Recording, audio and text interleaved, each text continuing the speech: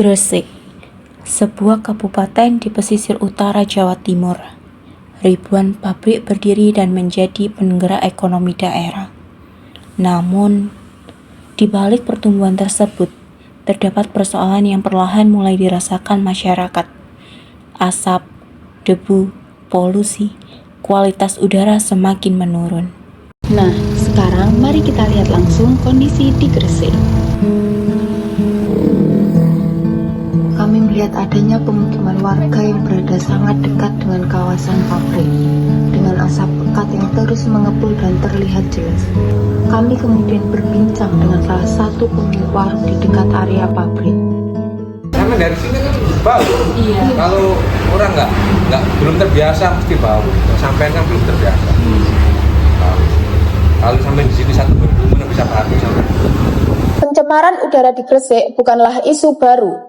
2021, warga Kedamaian dan Driorejo sudah mengeluhkan pencemaran dari pabrik pengolahan oli. 2023, warga Dusun Terong Bangi sesak nafas akibat PT Putro Lingkungan Indonesia. Juli 2025, kebocoran cooling tower PT Linde di Desa Romo membuat warga dilarikan ke rumah sakit. April 2026, 3 desa di Kecamatan Manyar diselimuti asap dari PT Liku Telaga menyebabkan 58 warga terdampak. Namun, berdasarkan wawancara dengan DLH Kabupaten Gresik, kasus-kasus ini kerap diselesaikan lewat ganti rugi tanpa sanksi tegas. Menurut laporan EQR, konsentrasi PM2.5 di Indonesia masih jauh di atas standar aman WHO. PM2,5 itu dia kan partikulat ya. Jadi kan dia nanti ngaruhnya ke saluran nafas seperti itu. Dia bisa ngefek ke penyakit seperti pneumonia, terus lebih ke faktor risiko ya. Kalau penyebab langsungnya sih enggak. Bisa juga memperparah misal ada case kayak tuberkulosis, terus bisa juga asma, atau mungkin ada penyakit bawaan dari alergi. Dia bisa diperparah dengan kadar PM2,5 yang melebihi batas. Kalau di Dinkes ini kita fokusnya di kualitas udara dalam ruang, SKUDR. Jadi di Dinkes itu ada namanya program penyehatan TFU. TFU itu tempat dan fasilitas umum. Tapi kalau pabrik itu ranahnya nggak masuk di TFU. Nah, kalau yang terkait pabrik itu biasanya dia lebih teknis ya sifatnya. Tapi kalau di Dinkes sendiri ini kita memantauannya itu nggak seteknis itu. Jadi kalau di Dinkes itu kita memantauannya ada 6 parameter. Itu pun kita pemantauannya di rumah tangga. Jadi di rumah-rumah warga itu ada samplingnya, dan samplingnya itu sudah ada juknisnya. Namanya juknis surveillance kualitas udara dalam ruang atau SKUDR. Setiap puskesmas itu disampling 30 rumah tangga. Terus samplingnya itu juga ada stratanya.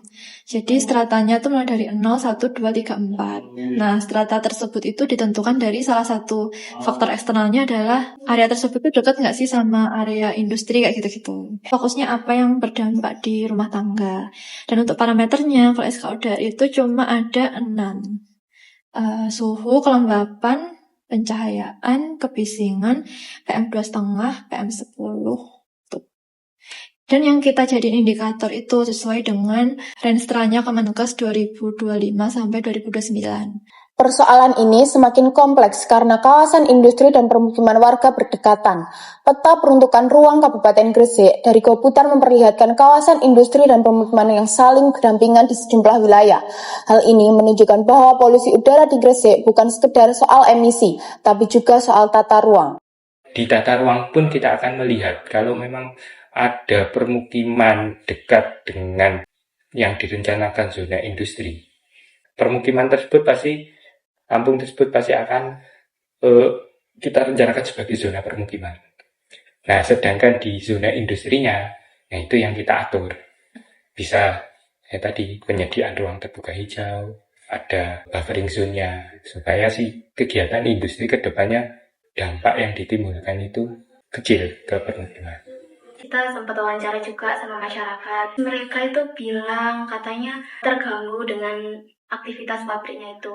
Kalau dari dinas sendiri, apakah ada rencana untuk memindahkan kawasan pemukiman atau?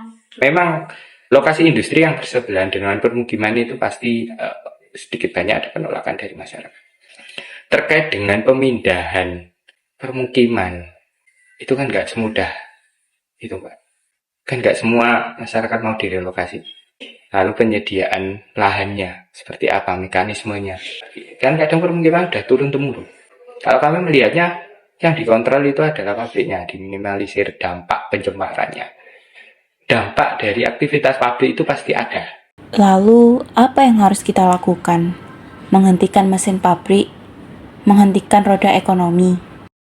Padahal, pemerintah telah memiliki berbagai regulasi terkait pengendalian pencemaran udara, mulai dari Undang-Undang Nomor 32 Tahun 2009 tentang Perlindungan dan Pengelolaan Lingkungan Hidup, mengatur kewajiban pengendalian pencemaran udara dan penegakan baku mutu lingkungan, Permen Perin Nomor 35 Tahun 2010 tentang jarak kawasan industri dan permukiman, hingga Peraturan Pemerintah Nomor 22 Tahun 2021 mengenai pengawasan dan sanksi lingkungan. Namun, pada kenyataannya, pencemaran udara masih terus terjadi secara berulang di Kabupaten Gresik. Pencemaran udara di Gresik tidak bisa diselesaikan hanya melalui ganti rugi atau CSR. Pemerintah perlu memperkuat pengawasan dan memberikan sanksi tegas bagi industri pencemar. Penataan ulang tata ruang juga penting agar kawasan industri tidak terlalu dekat dengan pemukiman warga.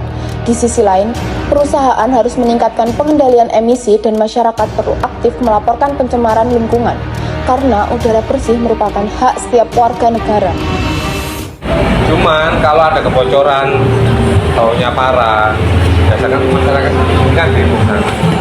Biasanya itu ada kompensasi dari perusahaan. Menurut Ibu sendiri itu keganggu nggak sama aktivitas pabrik yang ada?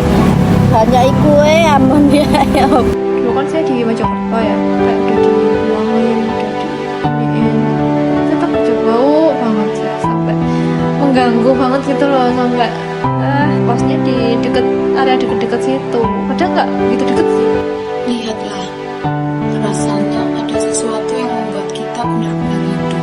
Di antara pepohonan ini, di antara udara ini, aku merasakan keindahan dan kebebasan. Tapi ketika itu hilang, yang tersisa hanya jejak polusi dan sisa yang tak berujung. Udara segar tak lagi terasa. Semuanya perlahan kehilangan artinya.